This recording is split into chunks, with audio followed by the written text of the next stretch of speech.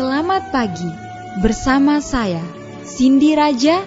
Mari awali aktivitas dan pelayanan Anda melalui renungan pagi bersama Allah di waktu fajar. Dengan doa dan bimbingan darinya, kita dapat diyakinkan bahwa pada hari yang mulia itu, ketika Yesus kembali untuk mengklaim miliknya, bahwa kita akan menunggunya di sana dengan tangan terbuka dan disambut ke hadiratnya yang kekal. Ditulis oleh Ellen G. White bersama Pendeta Denny Kanajo. Selamat mendengarkan. Shalom, selamat pagi para pendengar yang diberkati oleh Tuhan dimanapun Anda berada saat ini. Kita akan sama-sama mendengarkan firman Tuhan melalui audio renungan pagi pada tanggal 29 Maret 2022 dengan judul Janji Tuhan Bergantung pada Penurutan.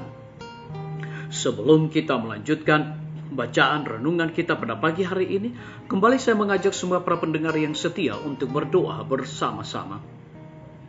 Bapa kami yang bersemayam di dalam takhta kerajaan sorga, terima kasih Tuhan Yesus. Engkau baik bagi kami. Engkau begitu mengasihi kami, mencintai kami. Jaga kami sepanjang malam di dalam tidur kami. Di pagi hari ini kami dibangunkan dengan tubuh sehat dan segar.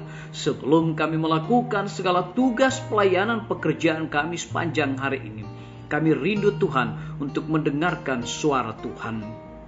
Curahkanlah kuasa Roh Kudus-Mu kepada kami, untuk kami mengerti dan kami mempraktekannya di dalam kehidupan kami. Terima kasih Tuhan Yesus, ampuni kami Bapa, karena kami sudah berdoa hanya di dalam nama Tuhan dan Juru Selamat kami. Amin. Ayat inti kita terambil di dalam Injil Yohanes 15 ayat yang ke-7, demikian firman Tuhan.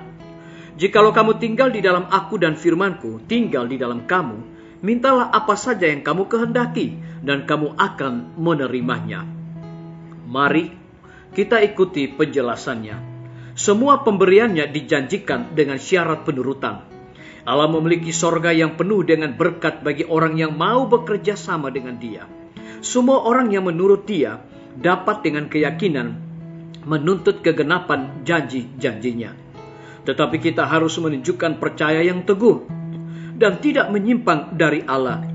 Acap kali Ia bertanggung menjawab kita untuk menguji iman kita atau menguji kemurnian keinginan kita.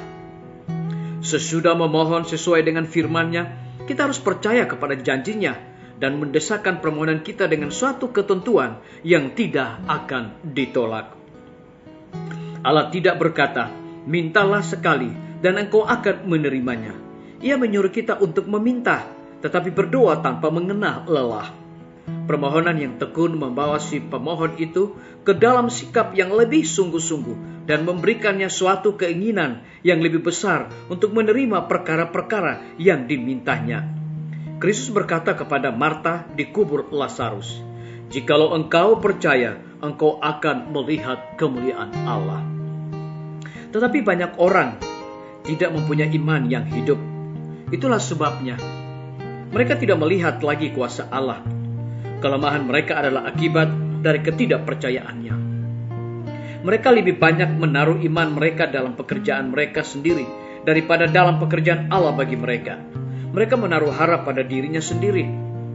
Mereka membuat rencana dan berangan-angan, tetapi berdoa sedikit dan hanya mempunyai kepercayaan yang sedikit kepada Allah. Mereka kira bahwa mereka mempunyai iman, tetapi itu hanyalah dorongan hati pada saat itu.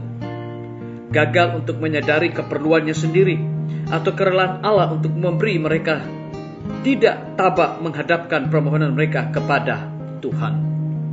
Doa kita harus tekun dan tetap seperti permohonan sahabat yang sangat memerlukannya, yang meminta roti di tengah malam. Makin tekun dan ikhlas permintaan kita, semakin dekat persatuan rohani kita dengan Kristus. Kita akan menerima berkat-berkat yang bertambah sebab kita mempunyai iman yang semakin bertambah. Disalin dari seri Membina Keluarga, jilid 5, halaman 104. Biarlah bacaan renungan kita saat ini akan menjadi berkat bagi kita semua. Mari kita tunduk kepala dan kita berdoa. Bapa kami yang bersemayam di dalam takhta kerajaan sorga, terima kasih Tuhan Yesus atas firman-Mu yang begitu luar biasa, menjadikan kami lebih yakin dan percaya berharap kepada Tuhan. Dan lebih daripada itu Bapa, biarlah tugas pelayanan kami di sepanjang hari ini kami lakukan dengan penuh sukacita dan memberikan penekanan kepada kami. Doa kita harus tekun dan tetap seperti permohonan sahabat yang sangat memerlukannya, yang meminta roti di tengah malam. Terpujilah nama-Mu ya Tuhan. Pada pagi hari ini hamba berdoa untuk pemerintah kami.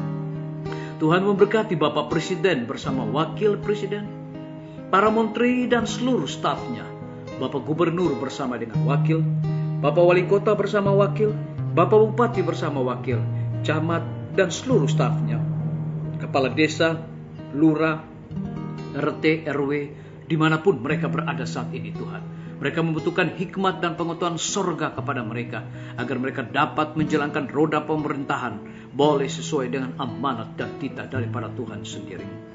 Kami juga teringat para tim medis. Tuhan berkati dokter, perawat, bidan, semua para pekerja kesehatan yang ada di setiap rumah sakit, bahkan puskesmas yang ada di Indonesia. Mereka membutuhkan roh dedikasi di dalam pelayanan Tuhan. Curahkan itu kepada masing-masing mereka, agar di tengah-tengah pandemi saat ini mereka dapat melaksanakan tugas pelayanan mereka dengan penuh sukacita.